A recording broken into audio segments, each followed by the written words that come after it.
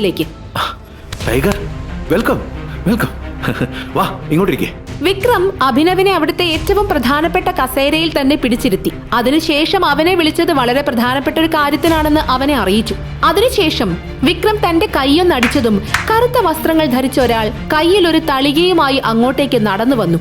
അയാൾ കൊണ്ടുവന്ന തളികയിൽ ഒരു ചെറിയ പെട്ടി ഉണ്ടായിരുന്നു. വിക്രം ആ പെട്ടി തന്റെ കയ്യിൽ എടുത്തതിന് ശേഷം അഭിനവിനെ നോക്കാൻ തുടങ്ങി. മോനെ, ഇത് ഞാൻ നിനക്ക് വേണ്ടി മാത്രമായി പ്രിപ്പയർ ചെയ്തതാ. കഴിഞ്ഞ 18 വർഷമായി ഇതിന്റെ കയ്യിലായിരുന്നു. എന്നാൽ ഇനി ഇത് ഏറ്റവും അർഹതപ്പെട്ടവന്റെ കയ്യിലേക്ക് എത്താൻ സമയമായിരിക്കുന്നു. വിക്രമങ്ങൾ, എനിക്കത് സ്വീകരിക്കാൻ പറ്റില്ല. വളരെ കഷ്ടപ്പെട്ട് ഞാൻ നിനക്ക് വേണ്ടി മാത്രം ഇത് കണ്ടുപിടിച്ച് കൊണ്ടുവന്നതാ. സമയം വരുമ്പോ ഇത് നിനക്ക് പ്രയോജനം ചെയ്യും. വിക്രമിന്റെ വായിൽ നിന്നും ഈ വാക്കുകൾ പുറത്തേക്ക് വന്നതും അയാളുടെ കയ്യിലെ ഫോൺ റിംഗ് ചെയ്യാൻ തുടങ്ങി. ഹലോ. ഫോൺ എടുത്ത് സംസാരിച്ചു തുടങ്ങിയതും വിക്രമിന്റെ മുഖഭാവം സീരിയസ് ആകാൻ തുടങ്ങി. ശരി, ഞാൻ നോക്കിക്കോളാം. Tiger, I am sorry. എനിക്ക് തോന്നുന്നു ഈ ലഞ്ച് നീ ഒറ്റയ്ക്ക് കഴിക്കേണ്ടി വരുമെന്ന്. എനിക്ക് അത്യാവശ്യമായിട്ടൊരു ജോലിയുണ്ട്, അത് സെറ്റിൽ ചെയ്യണം. ഞാൻ നിനക്ക് തരുന്ന ഈ ഗിഫ്റ്റ് നിന്റെ ബർത്ത്ഡേയുടെ അഡ്വാൻസ് ട്രീറ്റ് ആയിട്ട് കരുതിയാൽ മതി. ഓക്കെ? എനിക്ക് മനസ്സിലായി. അങ്കിൾ പോയി അങ്കിളിന്റെ ജോലി ചെയ്യും. ഇത് ഞാൻ കൊണ്ടുപോവാം. Thank you in advance.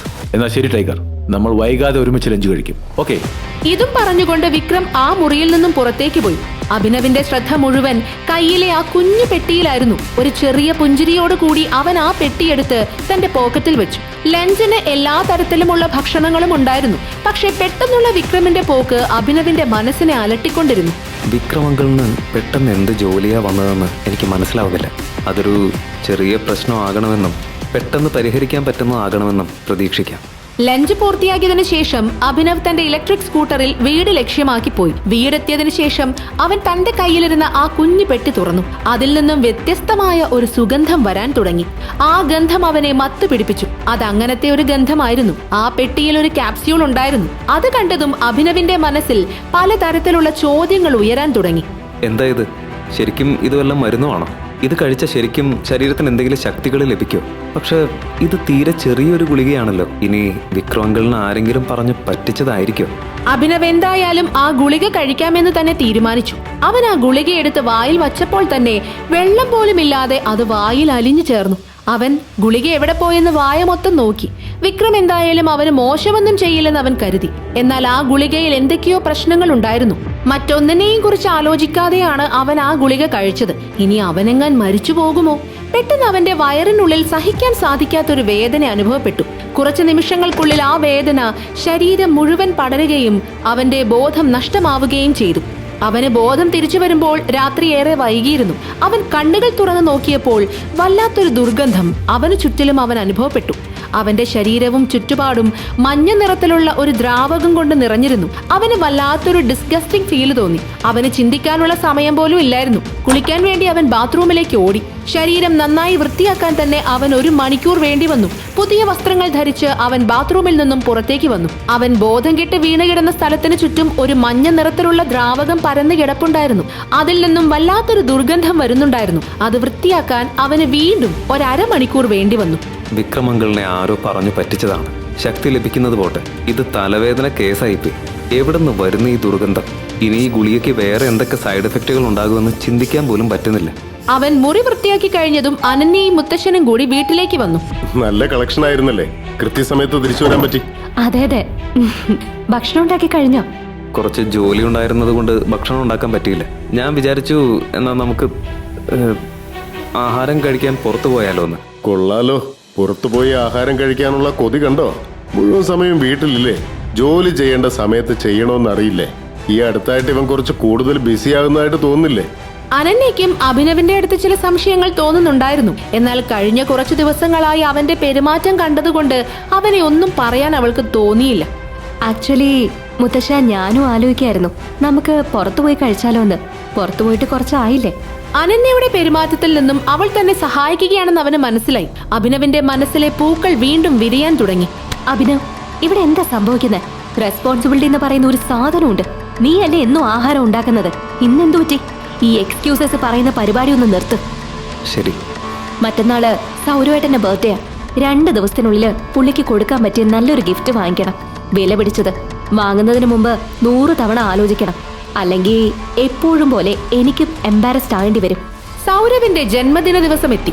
അവിടേക്ക് അനന്യയും മുത്തശ്ശനും ഒരുമിച്ചും അഭിനവ് പ്രത്യേകവുമാണ് വന്നത്. സൗരവിന് ഗിഫ്റ്റ് വാങ്ങാൻ വേണ്ടിയായിരുന്നു അത്.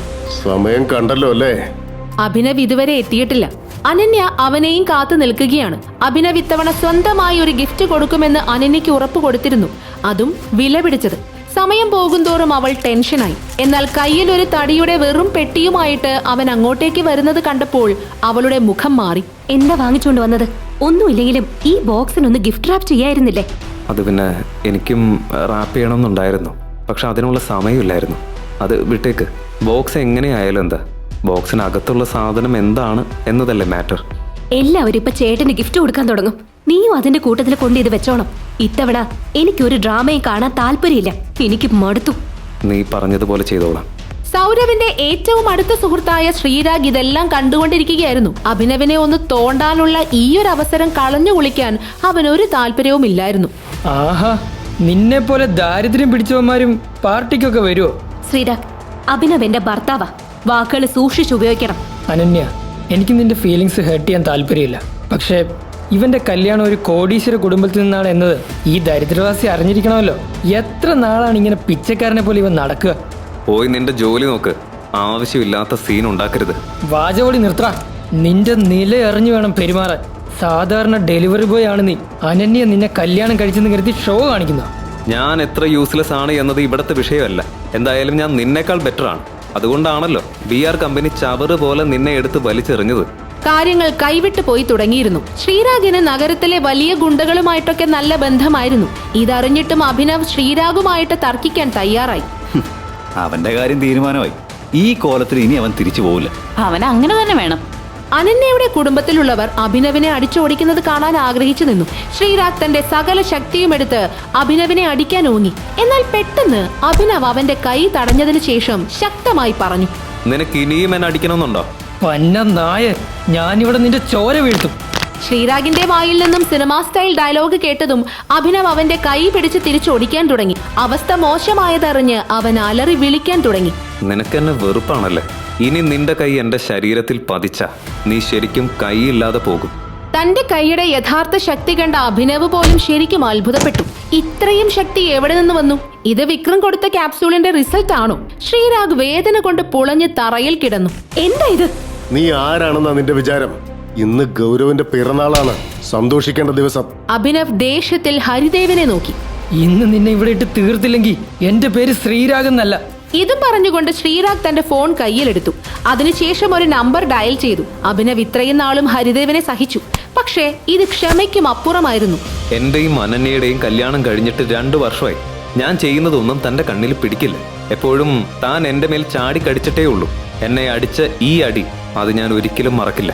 നിങ്ങൾ 2 വർഷം വളർത്തിയ ഈ പട്ടിയുണ്ടല്ലോ, ഈ പട്ടി തിരിച്ചു പോകാൻ പോവാ. പിന്നെ കുരച്ചിട്ടല്ല, കടിച്ചിട്ടാണ് പോകുന്നത്. ഇനി ഞാൻ ആ വീട്ടിലേക്ക് തിരിച്ചു വരണമെന്നുണ്ടെങ്കിൽ സൗരവ് എന്റെ അടുത്ത് വന്ന് മാപ്പ് പറയണം. എന്റെ കാൽക്കൽ വന്ന് അവൻ അപേക്ഷിക്കണം. Just shut up. അനന്യയുടെ കണ്ണുകൾ അഭിനവിൽ തന്നെയായിരുന്നു.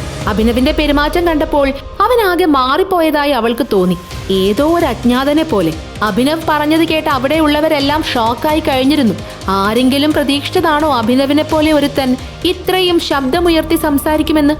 എവിടെ പോകുന്നു? നിൽക്കവിടെ. പോകാൻ ആര് പറഞ്ഞു? ഇവിടെ തന്നെ നിൽക്ക്. കാണിച്ചു തരാം ഇവിടെ വെച്ച് നിനക്ക് എന്താണ് സംഭവിക്കാൻ പോകുന്നതെന്ന്. ശ്രീരാഗ് ഇത് പറഞ്ഞു നിർത്തിയതും ഹോട്ടലിന് പുറത്ത് കുറച്ച് കാറുകൾ കൊണ്ടുവന്ന് ചവിട്ടി നിർത്തി. ശ്രീരാഗ് അഭിനവിന്റെ ജീവൻ എടുക്കാനുള്ള കൊട്ടേഷൻ നഗരത്തിലെ ഏറ്റവും വലിയ ഗുണ്ടയ്ക്കാണ് നൽകിയത്. തന്റെ ആളുകൾക്കൊപ്പം ഇർഫാൻ എന്ന ആ ഗുണ്ട അകത്തേക്ക് കയറി വന്നു. ഇർഫാൻ ദേഷ്യത്തോടെ വന്നത് കണ്ട് ശ്രീരാഗ് അടുത്തേക്ക് ഓടി. കറക്റ്റ് സമയത്താണ് നിങ്ങൾ വന്നത്. പറമോനെ, എന്താ പ്രശ്നം? ഏത് മാലിന്യത്തെയാണ് ഞാൻ നീക്കം ചെയ്യേണ്ടത്? ദാ ആ നിൽക്കുന്ന മാലിന്യത്തെയാണ്. അപ്പൊ നീയാണ് ശ്രീരാഗിനെ അടിച്ചത്? കുരച്ചുകൊണ്ട് മാത്രം ഇരിക്കുന്ന പട്ടിക്ക് ഒരു പാഠം പഠിപ്പിച്ചു കൊടുക്കണ്ടേ? മോനെ, നീ ഇപ്പോഴും ചെറുപ്പമാ.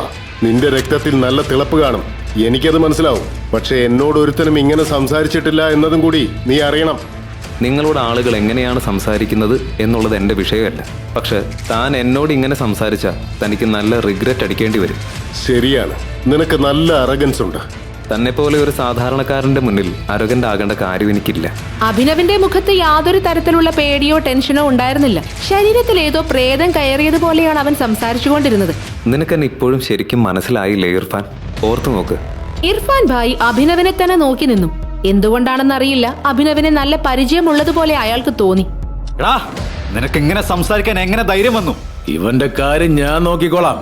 ഇർഫാൻ ഭായിയെ അപമാനിക്കുന്നത് കണ്ടതും കൂടെയുള്ളവർ അഭിനവിന് മേൽ ചാടി വീണു.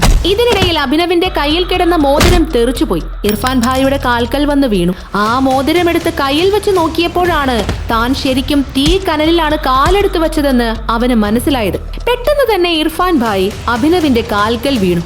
ടൈഗർ, എനിക്ക് മാപ്പ് തരണം ടൈഗർ. എനിക്ക് വലിയ തെറ്റുപറ്റി.